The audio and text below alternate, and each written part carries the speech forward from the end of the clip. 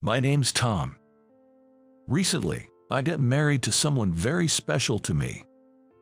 But it wasn't a smooth journey to get to this point. I'm planning to share the story of my wife and me in chronological order. My wife and I were both hired at the same company. Both are the same age, having both joined the company as college graduates. My wife's name is Margaret. Back then, we were just colleagues, and I used to casually call her Margaret. After our orientation, we ended up in the same department.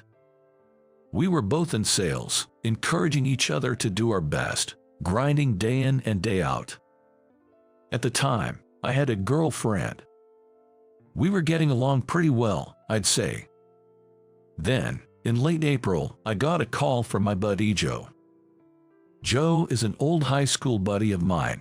We went to different college but would occasionally hang out, just the guys. I got a call from Joe saying, "I got some couple tickets for an amusement park. Want to bring our girlfriends?" I'd never been on a double date before, so it was a bit awkward, but it seemed like it could make a good memory. My girlfriend was also up for it, so we decided to go. On the day of our double date during the long weekend, we met up at the location.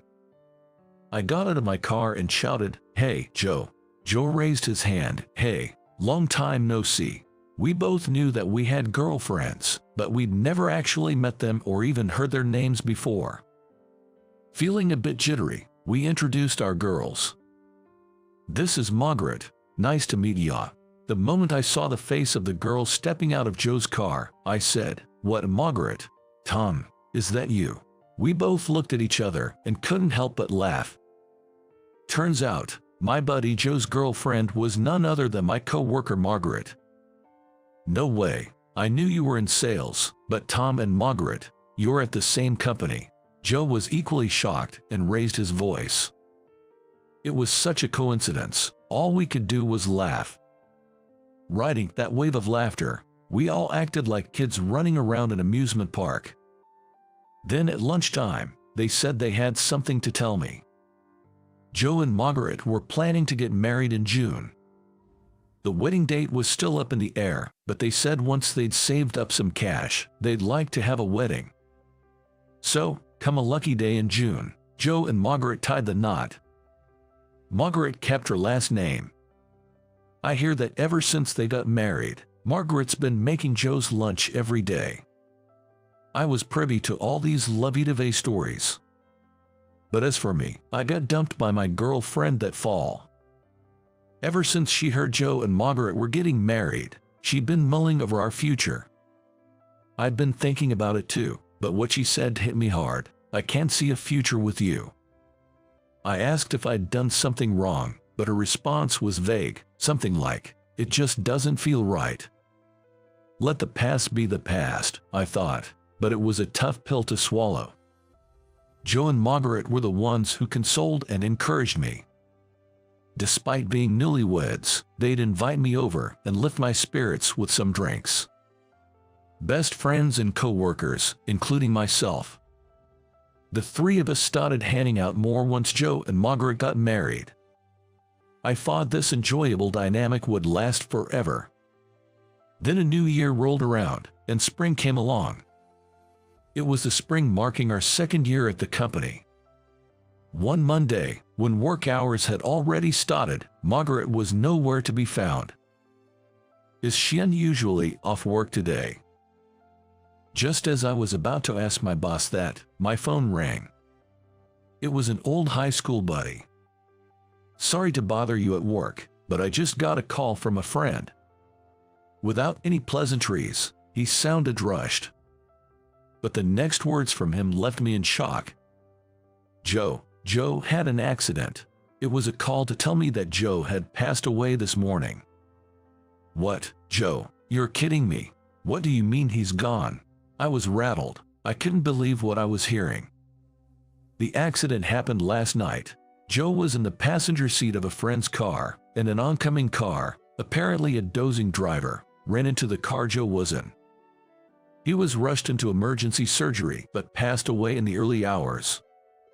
I attended Joe's funeral. Joe, Why did it have to be you? I couldn't stop the tears. The harsh reality was too much to take. Margaret held it together at first but broke down crying during the service. I couldn't bear to look at her like that, so I covered my face with a handkerchief, trying to stifle my sobs. Afterwards, Margaret took a month off work. By the time she came back, she had lost a lot of weight. When she returned, she came to my desk. "Tom, thanks for all the emails. Sorry for worrying you." Margaret smiled, but I could tell she was still forcing it. "Even I can't believe that Joe's gone. That's why I've been so worried about Margaret. During her time off, I have been sending her emails at night. Are you eating properly? Getting good sleep in your bed?" That's all I could really ask in my emails. But Margaret told me she appreciated those messages.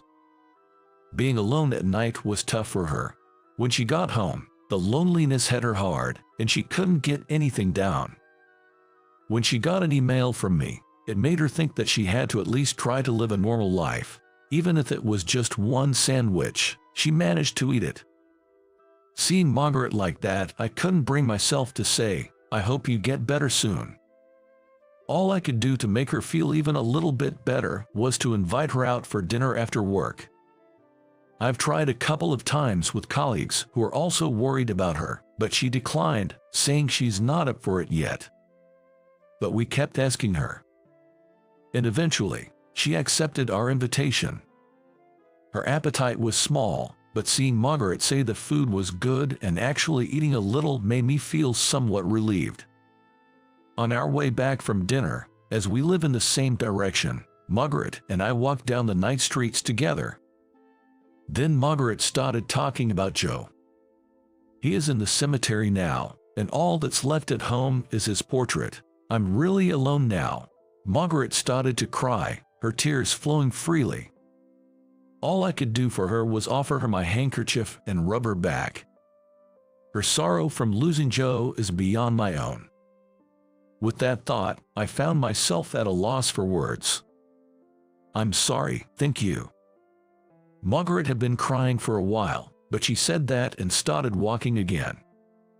I had initially planned to only walk her part of the way home, but I couldn't bear to let her walk alone in her current state, so I ended up walking her all the way to her house.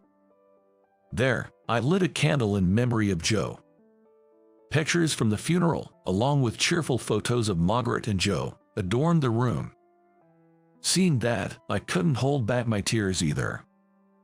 "I'm sorry for crying when I should be the one encouraging you." My words got choked up in tears. It's too soon, isn't it? We had so much more ahead of us. It's frustrating, but I bet Joe is the most frustrated of all. Margaret said that as she wiped away her tears. "But I have to keep going, or else Joe would worry," she shared. Even though she might not be fully ready yet, she's trying to cheer up a little bit at a time. I wondered what I could do for Margaret. All I can do is listen to her and take her out to eat. That felt so inadequate. Margaret had said that she finds it easier to cope while working, but it seemed like she was putting on a brave face.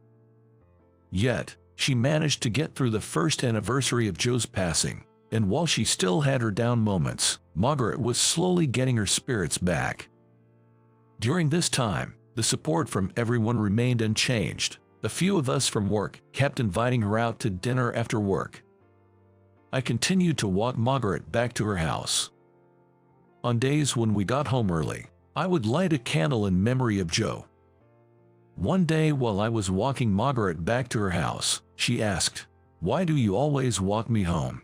I don't want you to be in danger if something happens on the way home, right? There are dark streets. Besides, if something happened to Margaret, Joe would be furious. I don't care if it's none of my business, but I have to protect you, whom Joe cherished so much. Otherwise, he's going to get mad at me in my dreams about what I'm doing." I say all this with a bit of a chuckle to lighten the mood. Margaret said thanks and she laughed along. Time passed, and we reached the 3rd anniversary of Joe's passing. Both Margaret and I were more involved in our work than ever. On exhausting days, we continued to unwind by going out to dinner with some coworkers.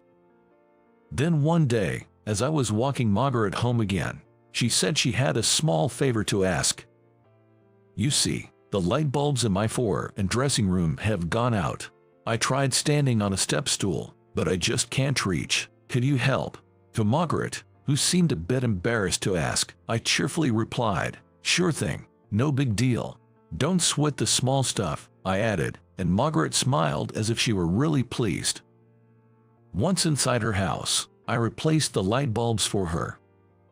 Thanks so much. It's surprising how much you need it, tall person sometimes, she said. I joked, well, good thing I could reach the ceiling, otherwise that would have been embarrassing. Huh? Margaret laughed and said, funny thing is, when Joe changed a light bulb in another room, he was barely reaching it, trembling all the while. I laughed back, well, I'm way taller than him. Yeah, this ceiling would be a stretch for Joe. Margaret suddenly burst out laughing. I stepped down from the step stool, folded it up, and handed it over to her. But just then, our fingers lightly touched, and our eyes met unexpectedly.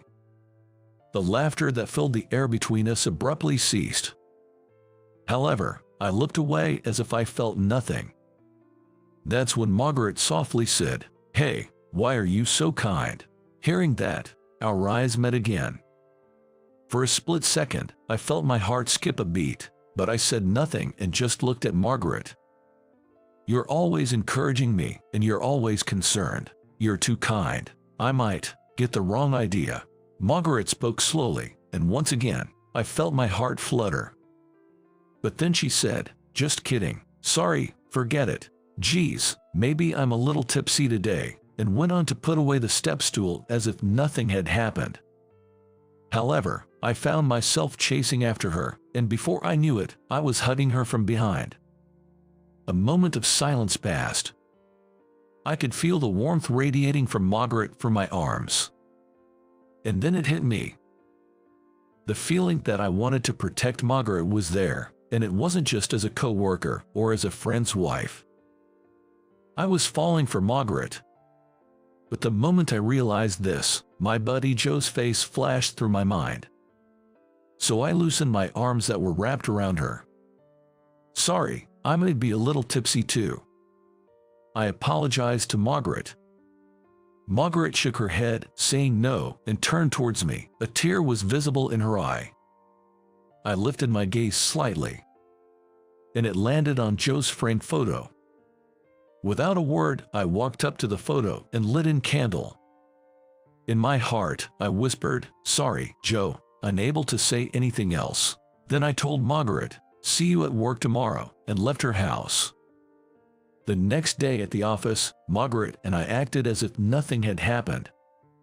But from that day on, every time our eyes met, it felt as if we were swallowing something. I suspected Margaret felt the same way. These days continued for a while.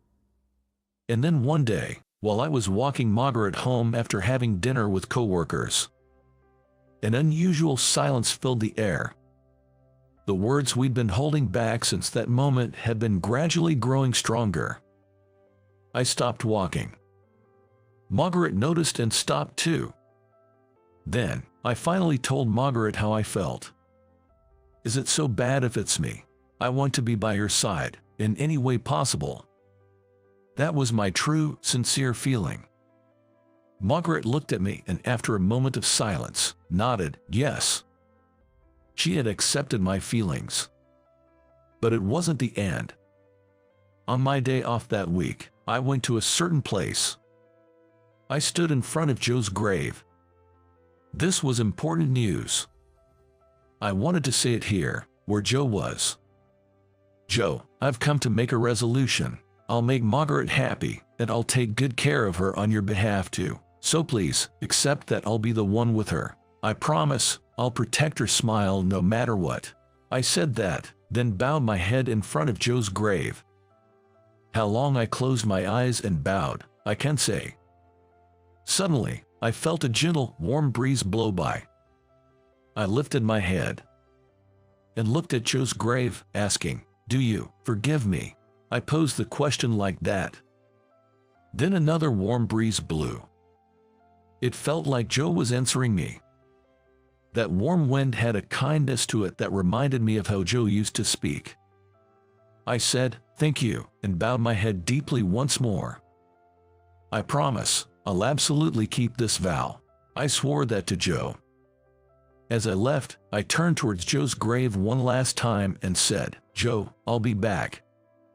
With that, I walked away. A decade has passed since then. We had just recently observed the 13th anniversary of Joe's passing. Margaret and I have been together ever since, living in a committed relationship, much like a common law marriage. On a day that came after that, Margaret suddenly said she had something important to discuss. It was on our way back from visiting Joe's grave to honor his memory. It had become our custom to pause and rest at a park before heading back home after these visits. That's when Margaret suddenly turned serious and started speaking. "Tom, it's been a while, and we just had Joe's 13th memorial service, so I've been thinking it's about time. I know we shouldn't rush to conclusions, but we need to think about our own lives too. I'm sorry for everything up to this point. Thanks for being there for me. So, here's this." In Margaret's trembling hand was a marriage license. I hugged Margaret tightly. "Don't apologize. I'm the one who said any form of us is fine, right?" Margaret broke into tears, nodded yes, and forced a smile. "Hey, don't cry. If you do, I'll feel like I've broken a man-to-man promise." I cheerfully said that to prevent Margaret from crying any further. Margaret laughed and said, "What's this man-to-man promise you were talking about?" "Well, never mind that." I hugged Margaret again and looked up at the sky. "Joe, I promise to keep my word to you." I'm sure Joe is watching over us, happy to see Margaret smiling. And so, we became a married couple. 2 years later, a new life was born into our family. A cute little girl who looks like Margaret. And on the day our child was born, there was a meteor shower. It was a special day for other reasons too. Joe loved stargazing. Both Margaret and I knew that. So we couldn't help but think that he was sending his blessings for a safe childbirth and our happiness. The child was safely born, full of energy. And she has since filled our lives with her adorable laughter. To ensure that the family we're committed to protecting can always smile. And while cherishing our loved ones as they deserve, we plan to keep living life in our own way.